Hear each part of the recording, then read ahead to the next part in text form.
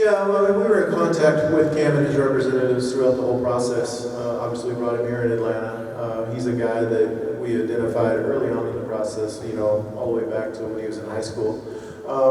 What we like about Cam is obvious, right? The length, the skill set. He can dribble, pass, he can shoot. He's a good defensive player. Played on the ball a lot in high school. And then he had to take a step back this year at Duke, and he did that willingly. So we love his commitment to the team and his skill set. So we're extremely excited he's there. Being in close contact with his agents, we had an idea that he might get there. So we rolled the dice a little bit, and it worked out for us. Please raise your hand and bring you a mic, and please state your name and affiliation. Okay, over here, Kevin Taylor Made Sports, and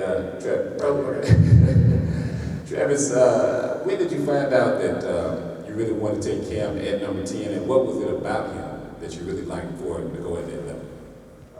Well, we found out as soon as the 9th pick came in that Cam was going to be our guy. But like I just said, we throughout the process, we're constantly talking to the agents, talking to other teams, just trying to get a sense who might be where in the draft. And obviously, we had the 10th pick, and we felt there was a great opportunity that he might be there, and we kind of gambled on it. We had him ranked higher than that on our board, but we felt like we might be able to get him there. And so we rolled the dice, and we won today. It's better to be lucky than good sometimes. Dan Matthews, 6A The Fan, Dickey Broadcasting. Just getting Cam from a program like Duke, you got Amari last year from a national champion. How important is it as you develop this roster to get guys in here that come in from a culture of winning? No, it's very important. We talked about this as this year played out this year. I got lots of questions about, you guys shouldn't be winning these games down the end. I heard your draft status.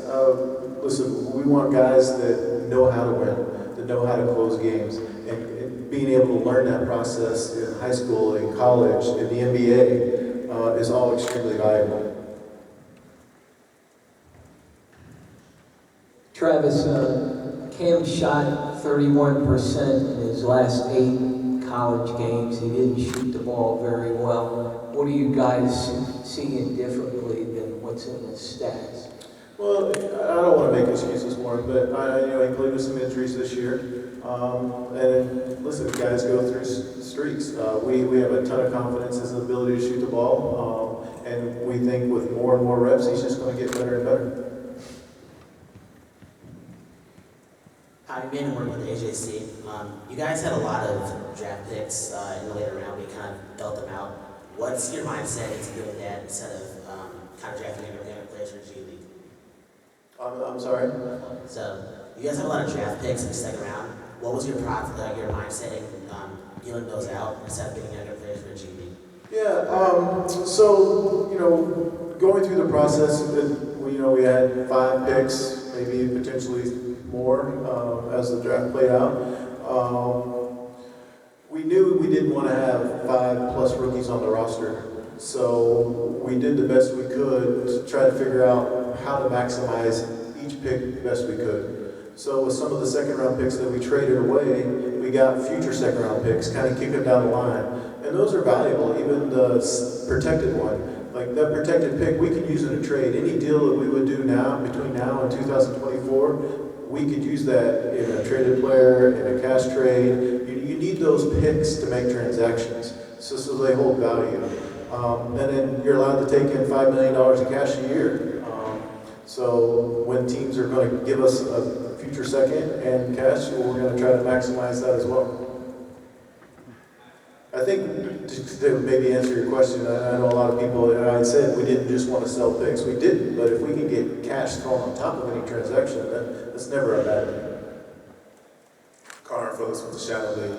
I know it was early, still June, still have free agency and summer league and all that happening before the season gets started.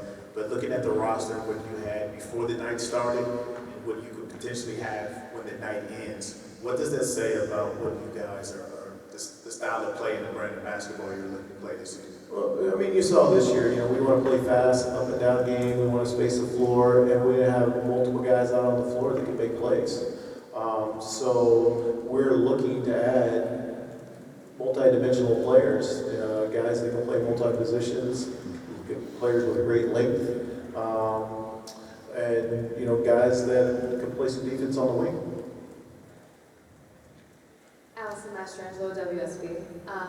Overall, I know it's still a little bit early, but how would you rate your draft? I mean, were you surprised by some of the things that were able to work out for you and how they fell, or is it exactly kind of how you thought it would go? We're really excited about our draft, and I think we'll even be more excited about it on July 6th.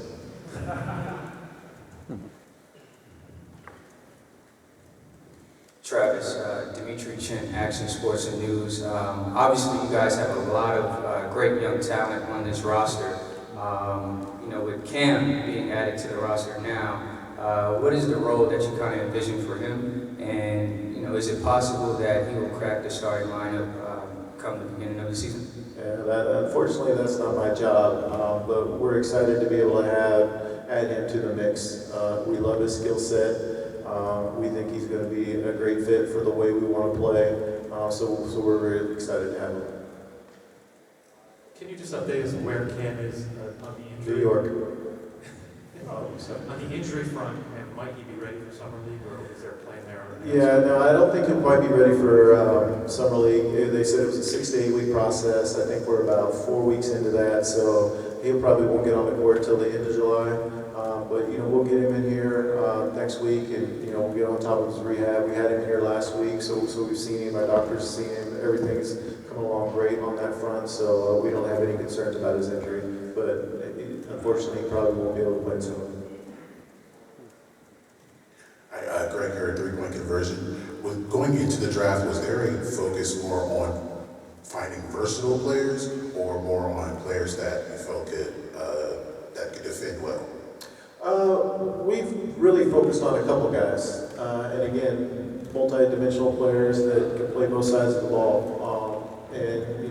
We kind of locked in on a couple guys, and we thought if we can pull this off, it'll be a home run. I went on my walk today around down the Cheshire Bridge and back, and it started pouring, and I came back, and it just cleansed off all the dirt from me, I guess, or something. So things worked out, and we got lucky, and Cam was there for us. Alex Glaze with 11 Live. I guess when you were on that walk and you're kind of going through your mind with how tonight's going to go, could tonight have gone any better than it did for you guys? No, we're really excited the way it played out for us tonight. I guess it always can go better. Time will tell, but we feel good about the way it played out for us tonight.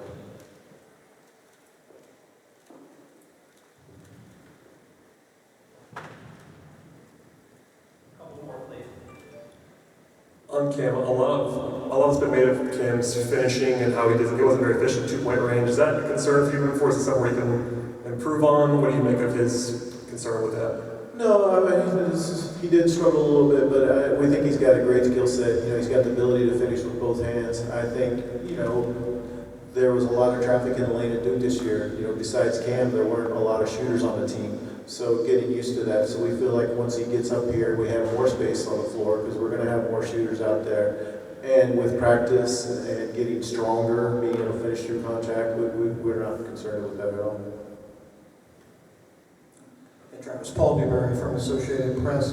One more thing, kind of big picture, with who you'll have on the roster come July 6th, and with even looking ahead to next summer with a lot of the big contracts you currently have that won't be around anymore. Is this sort of falling into place? You obviously have a pretty long-range plan that you put into effect. Is this kind of where you thought it would be, even a little ahead of schedule, or where do things are? No, I mean, we feel good about the way the drafts have played out for us. This is my 3rd draft here, so we feel good.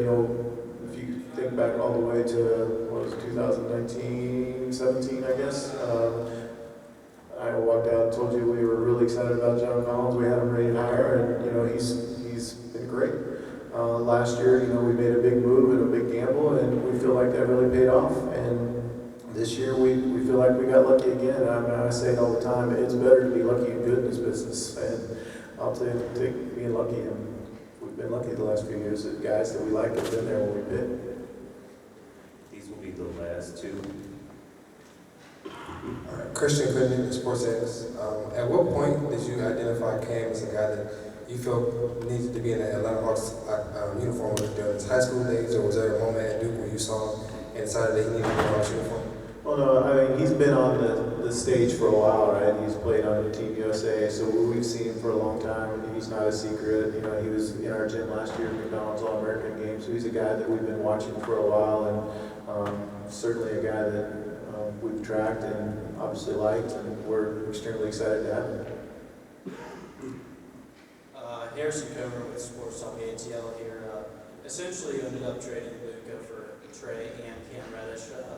Now that you know the exact personnel behind the trade, how are you feeling about that? I hope we're done with this. Listen, Luke is a good player. Now's got a good player. We obviously are excited about the two players we got. We feel like it worked out for both teams.